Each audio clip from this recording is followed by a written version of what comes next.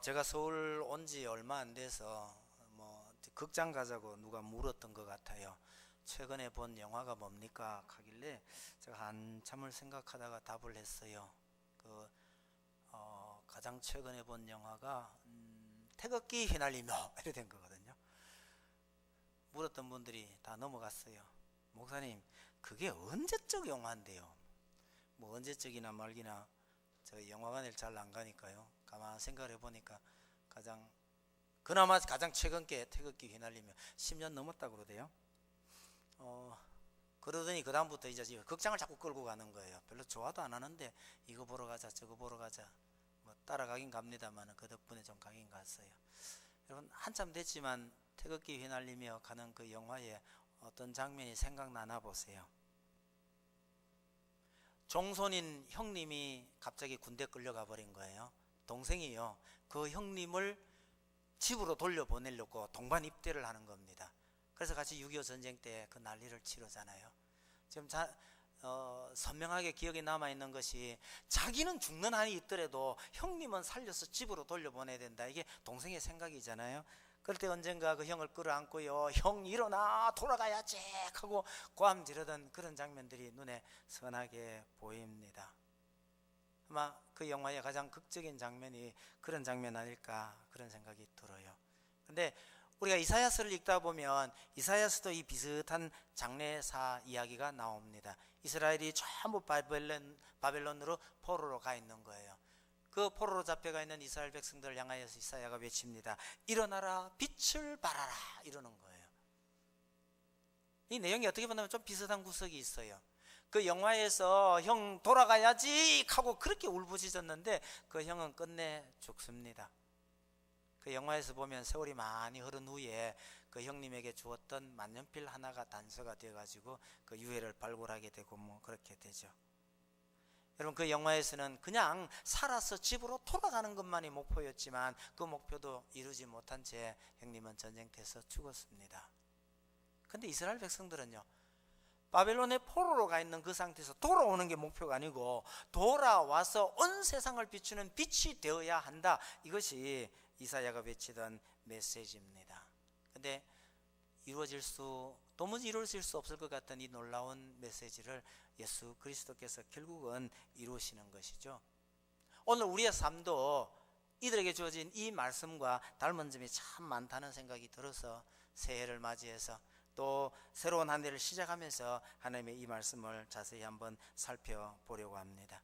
오늘 이 본문에 나오는 이 말씀 이전에 하나님께서 이스라엘 백성들을 가리켜서 뭐라고 그랬느냐면요, 자, 너희 입은 정말 냄새나는 입이라는 거예요. 냄새나는 입. 여러분, 입냄새가 폴폴 나는 사람이 옆에서 사랑합니다, 뭐 어쩝니다, 그럼 이거 어떻게 해야 돼요? 이빨부터 닦고 오라, 그렇게 안 되겠어요? 아무리 좋아하는 사람이라도 입에서 냄새가요 정말 악취가 나면 이건 문제가 되는 거예요. 여러분, 이스라엘 백성들이 하나님을 섬긴다고 예배도 드리고 제사도 드리고 누리는데 하나님 뭐라고 그러냐면 입에서 냄새가 난다, 악취가 난다는 거예요. 이스라엘의 모습은 그렇게 묘사하기도 하면서 또 한편으로는요, 자식과 남편을 다 잃어버린, 혼자서는 어떻게 뭔가 해볼 수도 없는 그런 과부처럼 이스라엘의 형편이 그러하다고 책망을 했는데, 그러다가 결국은 모든 것을 다 잃어버리고 결국은 바벨론으로 포로를 가게 됩니다.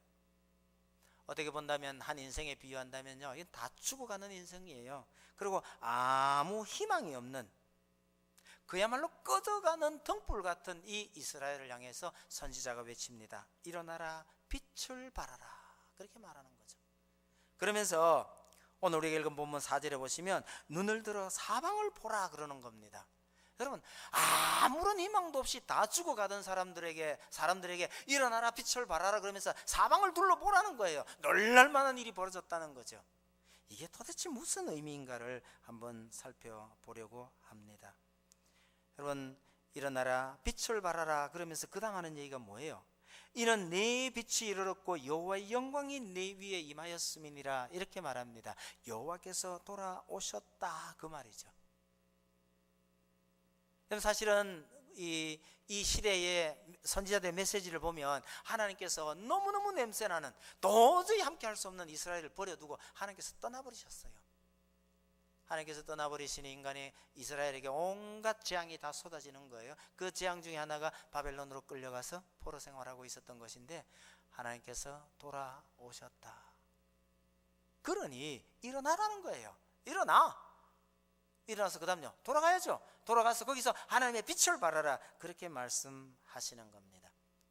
오늘 본문을 쭉 읽어보면 포로가 된 이스라엘 백성들에게 하나님께서 놀라운 회복의 이야기를 말씀하셔요. 사람이 회복된다는 겁니다. 이스라엘 땅에 있던 모든 사람들은, 거의 대부분 사람들, 사람 구실할 만한 사람들은 다 포로로 잡혀가거나 죽었습니다. 사람이 없어진 거예요. 이 땅에 사람이 회복이 되고, 그 다음요 성벽이 회복이 되고 성전이 회복될 거라는 얘기를 하는데, 이거 정말 꿈같은 얘기입니다. 나라는 망해버렸고 백성들은 다 포로로 잡혀갔고요, 성전은 깨끗이 불타버렸습니다. 성전에 있었던 놀라운 성전의 기물들은 전부 바빌론으로 뺏겨버렸습니다. 그런데 하나님께서 이걸 전부 회복시키겠다는 거예요. 이거 어떻게 회복이 되느냐? 여러분 4절에서 9절까지 이야기가 사람을 회복시키는 이야기입니다. 4절 5절만 같이 보십시다. 내 눈을 들어 사방을 보라. 무리가 다 모여 내게로 오느니라. 내 아들들은 먼 곳에서 오겠고 내 딸들은 안겨 올 것이라. 그때 내가 보고 기쁜 빛을 내며 내 마음이 놀라고 또 화창하리니 이는 바다의 부가 내게로 돌아오며 이방 나라들의 재물이 내게로 옴이니라. 여러분 바벨론이 3번이나 침공을 해서 사람들, 쓸만한 사람들은 다 잡아가고 포로로 잡혀가서 70년이나 지났으니 이 사람들이 사람 구실을 하겠나 싶어요. 그런데 이런 상황에서 하나님께서 이들을 다 불러 모으신대요. 구름같이 보금자리를 찾아가는 비둘기처럼 사람들을 날아오게 하겠다고 하는 거죠. 사실은 이사야가 이 말을 하기 이전에 하나님께서 자기 백성을 그렇게 번성케 하겠다고 약속을 하셨기 때문에 이 일은 반드시 이루어지는 거죠. 사람의 어떤 노력으로 이루어지는 것이 아니라 하나님께서 약속을 하셨기 때문에 반드시 그렇게 되리라는 겁니다. 그런데 사람의 숫자만 늘어가는 것이 아니라 여기 보면 엄청난 재물과 영화로운 모습으로 회복이 될 거라고 하는 거죠. 여러분 이사야의 이 메시지는 이스라엘 백성들이 포로로 잡혀가기 훨씬 이전에 하고 있는 말씀입니다. 다시 말하면 장차 너희가 결국 징계를 받아서 포로로 가게 될 거다. 그리고 그 포로 생활 가운데서 언젠가 하나님께서 때가 되면 너희를 다시 이렇게 돌아서게 할 것이다. 그때 하나님의 메시지가 주어질 때에 일어서서 돌아오라고 하는 이야기입니다. 하나님께서 일어나라고 말할 때요, 이게 무슨 희망이 있겠냐 싶지만은 그때 일어서서 그 말씀에 따르는 자를 통해서 하나님께서 이 놀라운 회복의 역사를 보여주시겠다는 약속이 되는 거죠. 10절에서 12절은요 성벽을 회복시키겠다라는 뜻입니다. 여러분 고대의 성벽은 생존에 필수 불가결한 겁니다. 밖에서 생활하고 있다가도 적이 쳐들어온다 그러면 전부 성벽이 있는 성 안으로 도망을 가서 성문을 딱 끌어잠그고 그 안에 들어가 있는 겁니다. 그렇게 되면 이 성벽을 허물기 위해서 적이 온갖 방법을 다 동원을 하는 거죠. 그런데 만약에 이 성벽이 없다면요, 성벽이 없다면 이 사람들은 자기를 보호할 수 없는 겁니다. 그런데 이 성벽을 허물던 그 이방인들이 하나님께서 뭐라고 그러냐면요, 이 이방인들이 와서 이스라엘의 성벽을 다시 쌓아줄 것이라고 이야기를 하는 거죠.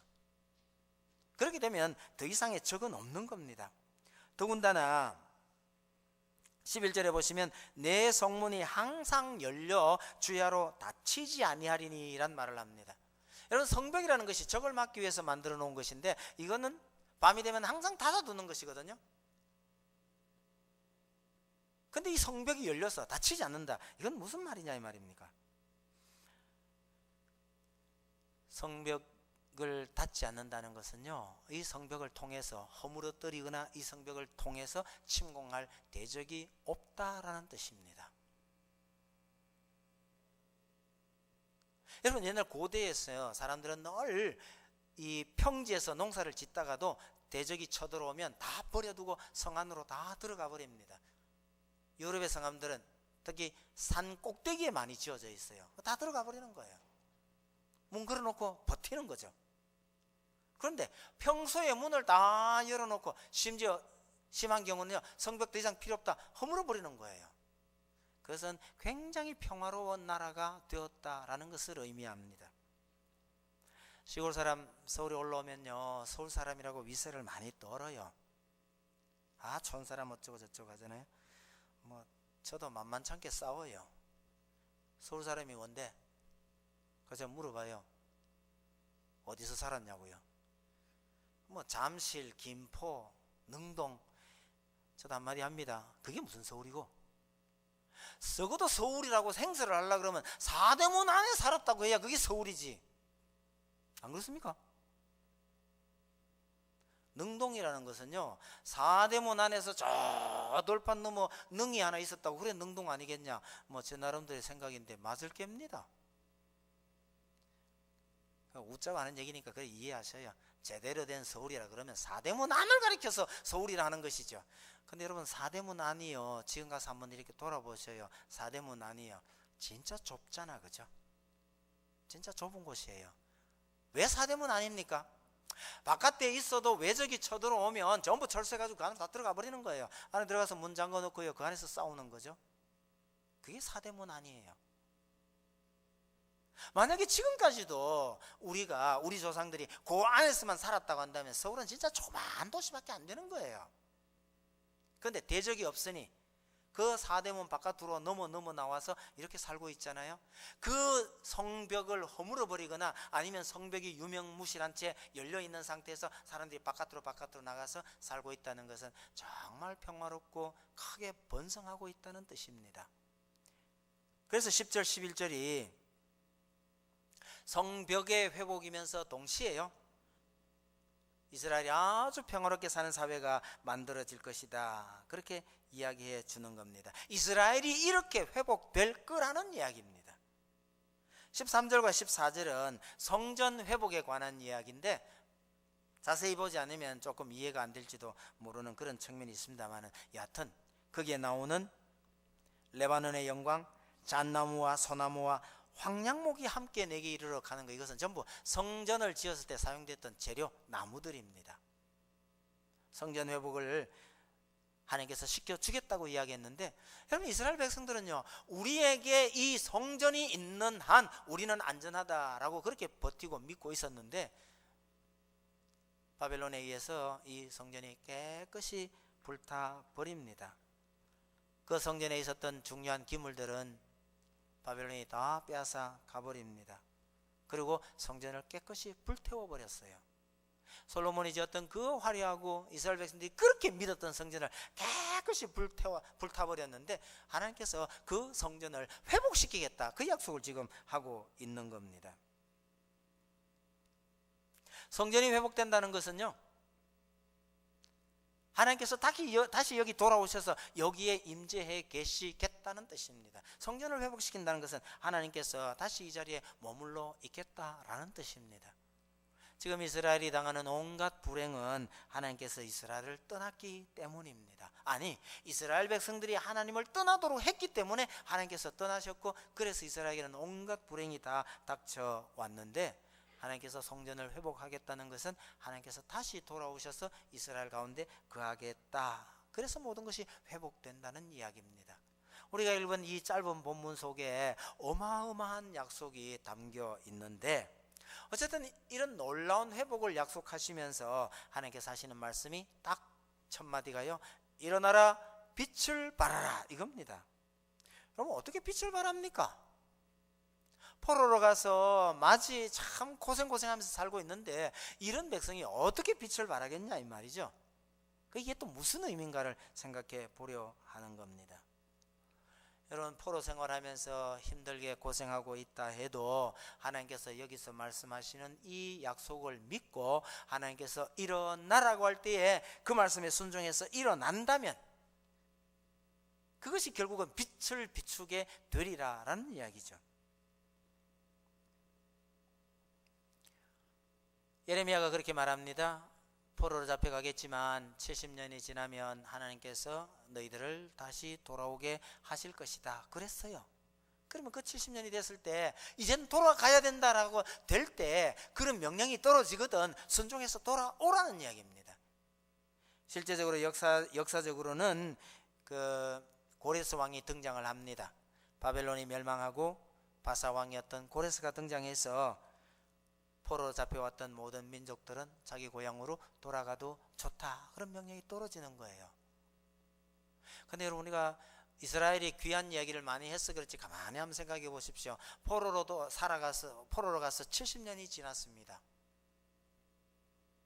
20살 때 포로로 잡혀간 사람은 나이가 90이에요. 포로로 잡혀갈 때 한두 살 먹은 아이는 지금 나이가 70이에요. 이런 상황에서 거기서 70년 동안 정착하고 살았는데 이젠 돌아가도 좋다? 누가 돌아갈까요? 아니 얼마나 돌아갈까요? 고향을 머릿속에 그리워하고 있는 사람은 최소한 들어요 한 80에서 그 이상 되는 사람들 이거 얼마나 되겠어요? 이분들은 고향을 그리워하고 있을는지 모르지만 그 밑에 난 세대들은 고향도 기억도 못하는 세대들이고요 심지어 말도 잊어버렸어요. 여러분 그 포로에서 돌아온 이스라엘 사람들이요 히브리어를 몰라요. 근데 고레스 왕이 등장해서 돌아갈 사람은 돌아가라고 말하는 거예요. 그러니까 돌아가도 좋다라고 하는데 그 왕의 명령에 따라서 움직이는 것이 아니고 하나님께서 약속은 뭐냐면 그런 일이 생겨날 것이다. 그때 일어나라는 거예요. 그 일어나라의 의미가 뭡니까? 돌아오라는 이야기입니다. 70년 세월 지나면서 바벨론에서 일궈놨던 모든 것들을 다 버려두고 앞으로 얼마나 끔찍한 고통을 겪어야 할지 모르는 이 나라이지만 이 먼 고국까지 돌아오라는 이야기가 바로 일어나라는 이야기입니다. 돌아와서 성벽을 건축하고 그 다음에요 온갖 고난을 다 겪더라도 성전을 건축하라는 얘기입니다. 아니 하나님께서 그리 하시겠다는 거예요. 누굴 통해서요? 하나님께서 일어나라고 말씀하셨을 때 일어나서 돌아오는 그 사람들을 통해서 하나님께서 일을 이루시겠다라는 약속입니다. 여러분 이게 남의 얘기처럼 보이지만 현실적으로는 굉장히 어려운 이야기입니다. 돌아온다는 것 자체가요 이게 거의 불가능한 일이라는 거죠. 성전 건축은요 더더욱 어려운 거예요. 이 사람들 70년 포로 생활 거기 가서 했습니다. 우리는 그 절반밖에 안 되는 35년 일제 압제를 받았잖아요. 여러분 35년 동안 받았던 그 압제의 영향을 아직도 다 못 벗어나고 있어요. 해방된 지가 벌써 50년 넘었잖아요. 그런데 우리는 그 영향을 아직도 다 털어버리지 못하고 힘든 구석들이 아직도 남아있는데 여러분 70년을 거기 가서 살았던 사람들이 다시 돌아온다? 정말 어려운 겁니다. 저는 언젠가 그 친일 명단을 보고 정말 놀랐는데요. 어떻게 이 사람들이 친일자 명단에 들어갔느냐 정말 놀랐습니다. 그런 사람 참 많아요. 그 중에 장지현 씨.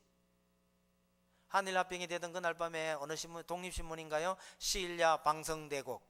이 밤에 목 놓아 우느라 하면서 사설을 썼던 그러고 감옥 가고 신문사 폐간되고 이랬던 정말 기골이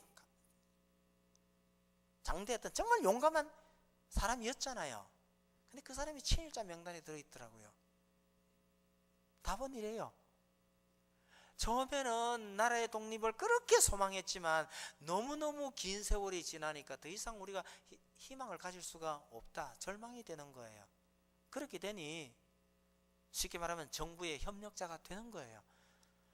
그게 지금 와서 돌아보면 이게 친일이 되더라는 얘기죠. 여러분 35년 동안 일제의 압제 밑에 있는다는 게 그게 그렇게 짧은 기간이 아니에요. 그런데 이건 자기 나라에서 압제받는 것도 그런데 이건 자기 나라가 아니잖아요. 끌려가서 그 나라에서 70년을 지났는데 어떻게 돌아오겠냐 그 말입니다. 그래도 고레스의 명령이 났을 때 돌아온 사람이 있었어요. 정확하게는 49,897명인데 한 5만 명, 거의 5만 명이네요. 여러분 이 5만 명이라는 숫자는 그보다 적어도 한 800년 더 훨씬 이전에요. 이스라엘 백성들이 애굽에서 나올 때 한 지파가 대충 5만 명이었어요. 그러니까 바벨론에서 돌아온 5만 명이라는 숫자는 여러분 한 800년 전 우리 조상들 시대에 겨우 한 지파밖에 안 되는 거예요, 이게. 그러니까 돌아오기 어렵다는 거 분명히 드러나잖아요. 이들은 이렇게 돌아왔는데 이때 돌아오지 않았던 유대인들이 많이 있었어요. 얼마나 된지 그건 모르겠지만 아마 돌아오지 않은 숫자가 더 많았을지 몰라요. 이 사람들이 하만에 의해서 전부 몰살당할 위험에 처했을 때 이들을 구해낸 이야기가 에서더서잖아요. 그러니까 에서더에 등장하는 그 유대인들은 고국으로 귀향하지 아니하고 거기서 살고 있던 유대인들의 이야기예요. 아마 돌아온 사람들보다가 이 사람들이 더 많았을 거라고 생각이 됩니다. 이런 사정을 내다보고 이사야가 뭐라고 그러냐면 하나님께서 말씀하실 때가 돼서 하나님께서 일어나라 하거든. 일어나라는 거예요. 돌아오라는 겁니다.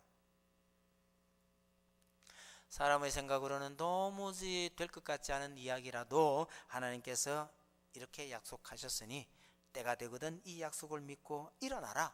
하나님께서 그렇게 말씀하실 때 그것을 믿고 용기를 내서 돌아오는 그 사람들을 통해서 하나님은 놀라운 역사를 이루어 가시겠다고 그렇게 말씀하시는 겁니다.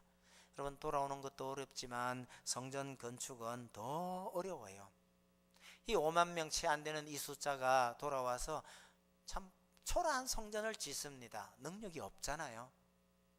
능력도 없고 힘도 없고. 그래서 성전을 건축하는데 그나마 그 짓다가 중단해서 오랜 세월 지냈다가 억지로 짓는데 결국 22년 만에 완공을 해요. 그것도 아주 초라하기 그지없는 그 성전을요. 물론 이것도 얼마 후에 세월이 좀 지나고 나면 이것도 또 무너져요. 또 무너지고 난 다음에 훗날 예수님 오실 때쯤 해서 헤롯이 거대한 성전을 다시 짓기는 되지만 그러나 그것은 하나님께서 의도하신 것과는 다른 성전이었습니다. 어쨌든 그들이 돌아와서 성전을 짓는 것도 굉장히 어려웠고 더군다나 성벽을 짓는 것은 또 더 어려운 일이었어요. 성벽을 짓다가 포기하다가 이러다가 나중에요, 세월이 많이 흐른 후에 느헤미야가 귀환해서 이 성벽을 완성시킵니다. 여러분, 첫 번 포로 귀환이 있고 난 다음부터 93년 만에 성벽을 완공하게 됩니다. 그러니까 이게 얼마나 어려웠다는 것을 알 수가 있는 거잖아요. 하나님의 약속을 믿고 말씀에 순종하고 헌신하는 자들을 통해서 하나님께서 놀라운 역사를 이루겠다고 말씀하셨지만 돌아온 숫자는 얼마 안 됐어요. 돌아와서 그들이 이루었다고 하는 성전도 너무너무 초라한 것이었어요. 성벽 제대로 건축 잘 못했습니다. 쉽게 말하면 하나님께서 놀라운 역사를 이루시겠다고 약속하셨지만 이스라엘 백성들은 여전히 그 말씀에 제대로 반응하지 못했다는 거죠. 겨우 순종하는 모양새만 갖췄을 뿐이라는 거예요. 여러분, 하나님께서 아무리 위대한 약속을 하셨고 위대한 계획을 갖고 계셔도요, 그 계획에 하나님의 말씀에 순종하는 사람이 없으면 그게 제대로 이루어지지를 않아요. 아니, 하나님께서 그냥 하시면 되는 거지 꼭 그 하나님 말씀에 순종하는 사람 통해서 일하십니까? 여러분, 하나님께서 사람을 만드신 이유가 그거예요. 좀 과장하면 이런 겁니다. 하나님께서 사람을 통하지 아니하고 하나님 마음대로 이루어버린 일은요, 하나님 사람과 관계없이 하나님 혼자서 단독으로 해치우신 일은 아마 천지 창조밖에 없을걸요. 하나님께서 사람을 만드실 때 사람을 그런 존재로 만드셔서 이 사람을 통해서 무언가를 하려 하셨기 때문에 하나님께서 하고 싶으신 일이 있어도 사람의 순종이 없으면 하나님께서도 일을 잘 못하셔요. 야, 내가 아니면 하나님 일 못하시네? 여러분, 어쩌면 맞을지도 모릅니다. 여러분, 기억하셔요. 내가 안 하면 하나님도 일 못하셔요. 근데 정답은요, 그 에스더서에 있어요. 모르드게가 에스더를 통해서 이렇게 에스더에게 이렇게 말합니다. 이번 이 기회가 너를 하나님께서 왕후로 세운 것이 바로 이 일을 하려고 함이 아니냐?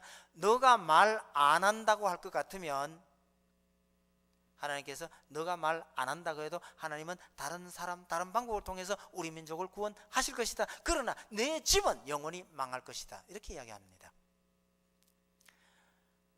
여러분, 하나님께서 내게 순종하라고 할 때 내가 순종하지 않으면 나를 통해서 그 일은 이루어지지 않아요. 그렇다고 해서 하나님께서 일 못하시는 거 아닙니다. 다른 사람의 순종을 통해서, 다른 사람을 통해서 그 일을 이루시는 거죠. 내가 받아야 할 복을 내가 걷어 차버린 거나 마찬가지입니다. 중요한 것은요, 누가 됐든 간에 순종하는 그 사람을 통해서 하나님께서 일을 이루신다라는 사실을 우리는 잊지 말아야 합니다. 내가 안 하면 못하네. 예, 못하십니다. 나를 통해서 안 하실 분입니다. 다른 사람을 통해서 하나님은 여전히 그 일을 이루어 가신다라는 사실을 잊지 마시길 바랍니다.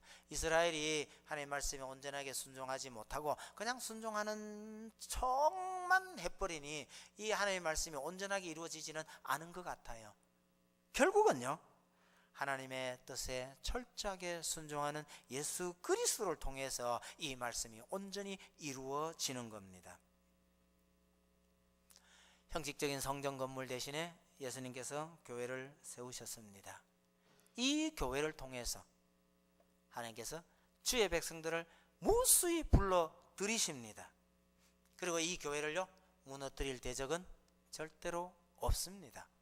이것이 이 교회를 통해서 하나님께서 사람을 회복시키시고 성전을 회복시키시고 성벽을 회복시킨다는 의미가 이 교회를 통해서 완성되어 가고 있는 거죠. 물론 이 완성은 예수님께서 재림하실 때에 온전하게 이루어질 것입니다만은 그때까지 부분적으로는 교회인 우리에게 이 사명이 주어져 있다는 것을 우리가 기억해야 합니다. 여러분, 우리가 하나님의 말씀에 순종함으로 하나님께서 약속하신 이 놀라운 역사를 우리를 통해서 이루려 하신다라는 걸 잊지 마셔야 합니다. 그 내용을 전부 압축해서 딱 한마디로 뭐라고 하냐니까 일어나 빛을 발하라 이러시는 거예요.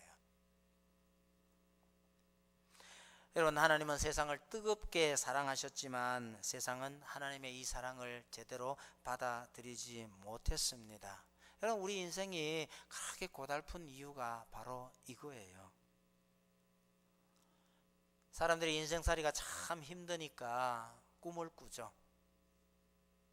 그 꿈 속에서 만들어진 것이 유토피아, 무릉도원, 낙원 이런 겁니다. 유토피아란 말이 참 재밌습니다. 이 두 단어로 이루어진 건데요, 토피아라는 것이 땅, 나라 이런 뜻입니다. 영어로 말하면 랜드잖아, 그죠?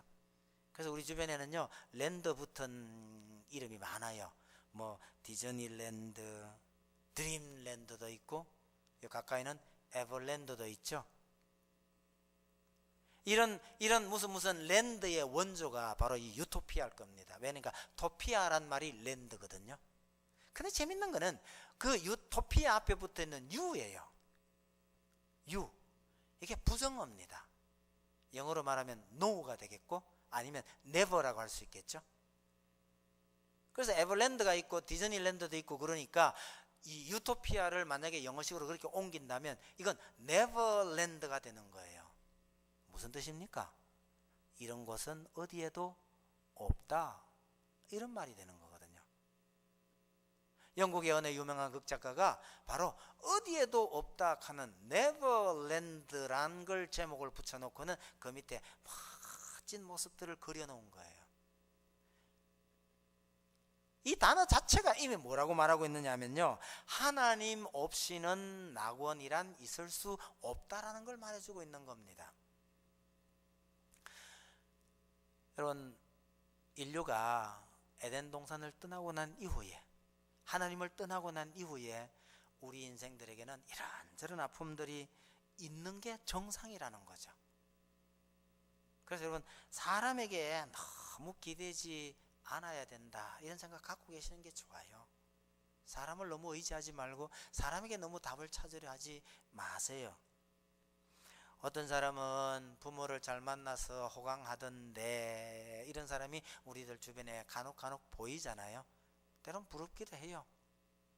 근데 그게 절대적으로 복이 아니다라는 사실도 기억하실 필요가 있습니다. 그래서 어떤 사람, 특별히 부모 재력만 믿고 싸가지 없는 짓 하다가 온갖 욕을 얻어먹는 사람들이 더러더러 나오잖아요.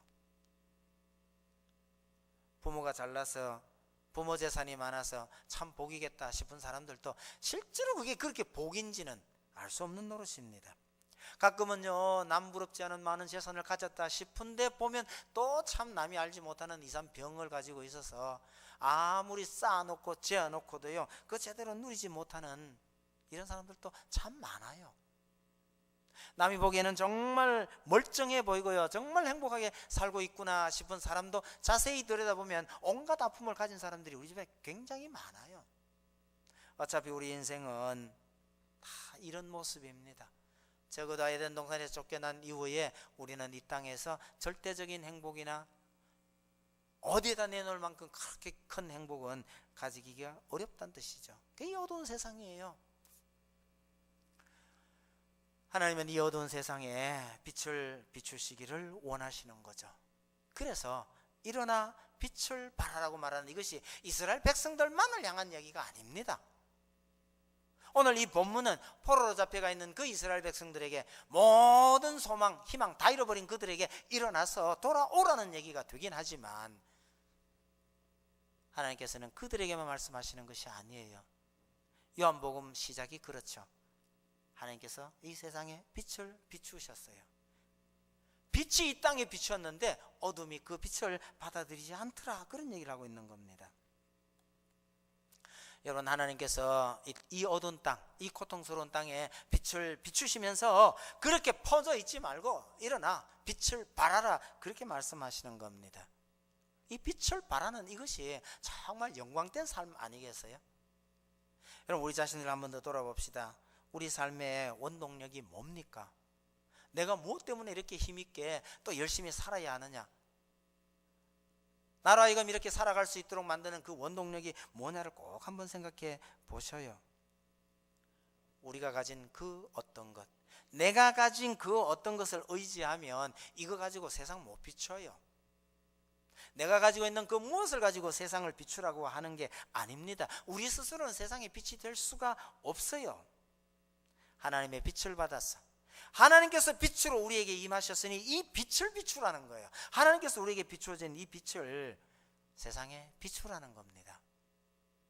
하나님의 말씀이 빛이요, 하나님의 말씀에 순종하는 것이 우리 삶의 원동력이어야 한다는 것을 잘 보여주는 겁니다. 하나님의 말씀에 순종할 때에 이 내 삶이 세상에 빛이 되는 겁니다. 여러분, 기근이 심해서 밀가루가 진짜 조금밖에 안 남았어요. 이거 갖고 떡 하나 구워 먹고 그냥 죽으려가는 이 사렙다 과부에게 선지자가 찾아와서 그거 나한테 먼저 하나 달라는 거예요. 이게 참 쉽지 않은 겁니다. 어떻게 이런 야박한 주문이 있나, 그죠? 근데 이 과부에게 그 한 조각 나한테 먼저 달라고 하는 게 이게 이 이사야의 표현을 빌리면 일어나라는 거예요. 하나님의 말씀에 순종할 수 있느냐 없느냐를 묻고 있는 겁니다. 그런데 그 한 조각을 선지자에게 먼저 줬더니 이 기근이 다 끝날 때까지 가루 속에 통 속에 가루가 떨어지지 않더라. 그래서 그게 빛이 되는 거예요. 이제 우리가 또 여호수아 말씀을 많이 상고하게 될 터인데요. 하나님께서 뭐라고 하냐면 이스라엘 백성들 향해서 엄청난 대적을 향해서 싸우라고 말합니다. 그런데 싸움을 시작만 하면 하나님께서 이기게 해 주시는 거예요. 이스라엘 백성들이 두려워서 저 사람들은 우리가 도저히 이길 수가 없겠다 해서 싸움을 시작하지 않으면 지는 겁니다. 결국은 지게 돼요. 여러분, 이기게 하시는 분은 하나님이십니다. 그런데도요, 일단 싸움의 시작은 이스라엘이 해야 되는 거예요. 시작만 하면 하나님께서 이기게 해주시겠다. 강을 건널 때도 그러죠. 요단강물이 뚝에 그냥 넘쳐 흐르는 거예요. 들어가라 그러는 겁니다. 우린 거기 못 들어가요. 하나님, 강물을 말리시든지 끊어주셔야 들어가지요. 그랬더니 하나님 말씀은 들어가라는 거예요. 들어가면 내가 끊어주겠다는 겁니다. 여러분, 강물이 끊어지는 것은 하나님께서 하시는 일이에요. 그런데요, 조그마한 거 한 가지를 요구하셔요. 들어가라는 거예요.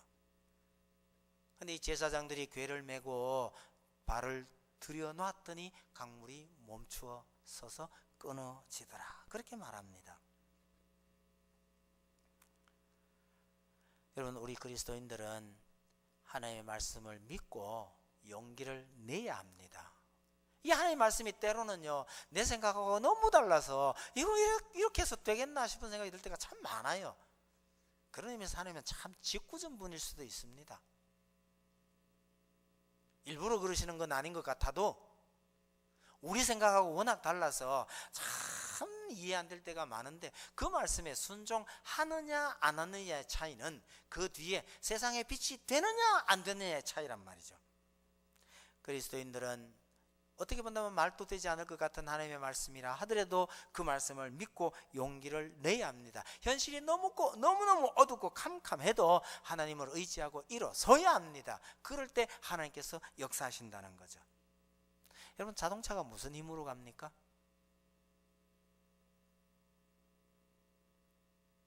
엔진의 힘으로? 아니면 엔진에 들어가는 휘발유, 엔진과 휘발유의 힘으로 그 차가 가는 거잖아요. 그렇지만 페달은 밟아줘야 되잖아요. 페달 밟는 힘으로 차가 가는 건 아니에요. 그러나 밟아줘야 되잖아요. 여러분, 엔진이나 휘발유, 이것이 하나님의 역사라고 한다면 우리는 그 역사가 이루어지도록 페달은 밟아야 한다. 이게 하나님께서 말씀하시는 일어나라 라는 말씀인 거죠. 하나님 말씀에 순종해라, 용기를 내라, 이러는 겁니다. 예수님께서 안전뱅이를 고치실 때도 참 재밌어요. 안전뱅이 불쌍하면 그냥 예수님께서 일으키시면 될 텐데요, 뭐라고 그러세요? 일어나라, 내 발로 일어서라, 이러신단 말이에요. 아니, 평생에 한 번도 일어나 본 적 없는 사람을 향해서 내 발로 일어서라 그러면 어떻게 해야 돼요? 여러분, 이 안전뱅이가 볼 때 그 말도 안 되는 이야기 하고 계시네 하고 웃고 치워버리면 못 일어나는 겁니다. 그런데 자기 능력으로 안 되는 일에 예수님의 말씀을 믿고 힘이라도 어떻게 내보니까 일어서지더라는 거예요.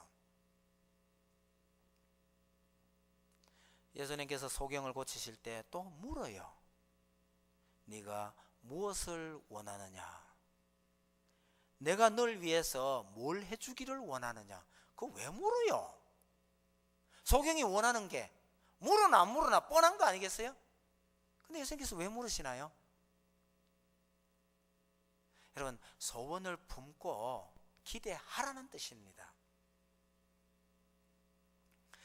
여러분, 성경이 말하는 이 모든 것들을 다 요약을 해보면요, 이걸 간단하게 줄여서 일어나라, 그렇게 말씀하시는 거죠.